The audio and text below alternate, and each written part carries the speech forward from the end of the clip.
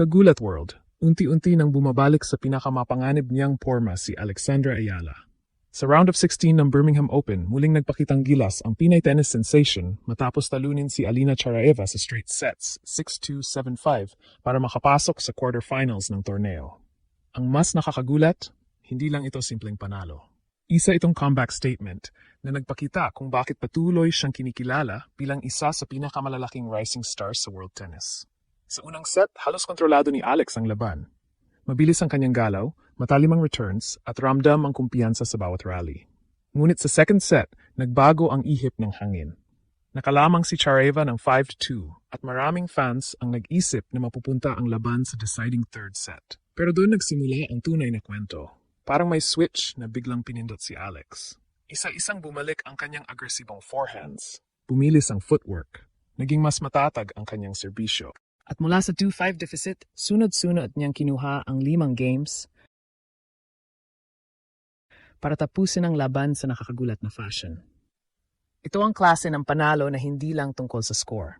Ito ay tungkol sa confidence. Ito ay tungkol sa mental toughness. At higit sa lahat, ito ay tungkol sa isang Filipina athlete na muling pinapaalala sa mundo na hindi aksidente ang kanyang pag-akyat sa elite level ng tennis. Kung may mga nagduda matapos ang ilang inconsistent performances sa nakaraan, panahon na para mag-isip silang muli. Dahil bumabalik na ang pinakamapanganib na bersyon ni Alex. Kung may isang bagay na pinakanagustuhan ng mga fans sa panalo ni Alex laban kay Alina Charaeva, hindi iyon ang final score. Hindi rin iyon ang pag-abante niya sa quarterfinals. Kundi ang paraan kung paano niya napanalunan ang laban. Sa professional tennis, maraming manlalaro ang kayang manalo kapag sila ang may momentum. Maraming atleta ang kayang magdomina kapag sila ang nauna sa scoreboard. Pero kakaunti lamang ang kayang manalo kapag nagsisimula ng bumaliktad ang laban. At iyon mismo ang ipinakita ni Alex. Mula pa lamang sa unang set, kitang-kita na ang pagiging agresibo ng Filipina star. Ang kanyang baseline game ay mas matalim kumpara sa mga nakaraang grass tournaments. Ang dating problema niya sa mabilis na bounce ng damo ay unti-unti nang nawawala. Nakontrol niya ang rallies. Napuwersa niya si Charaeva sa errors. At mabilis niyang nakuha ang unang set, 6-2. Ngunit ang tunay na pagsubok ay dumating sa second set. Nagsimulang gumamit si Charaeva ng iba't ibang slice shots at drop shots para sirain ang rhythm ni Alex. Unti-unting nabawasan ang agresyon ni Alex habang nagiging mas komportable ang Russian player. At biglang nakita ng lahat ang scoreboard. 5-2 para kay Charaeva. Sa grass court tennis, napakalaking kalamangan yan.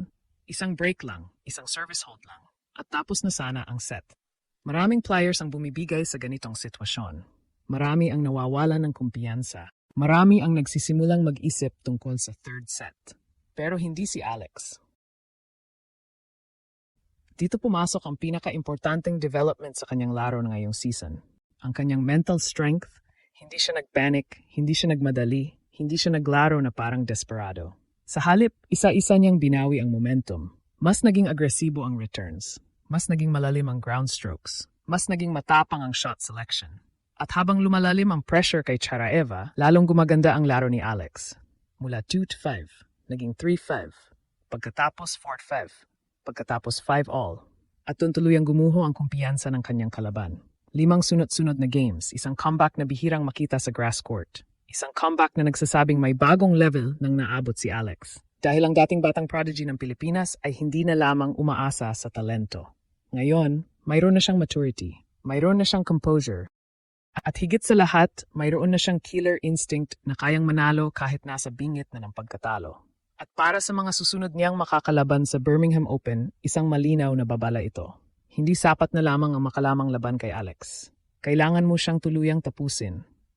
Dahil kapag binigyan mo siya ng kahit maliit na pagkakataon para bumalik, maari niyang agawin ang buong laban sa isang iglap.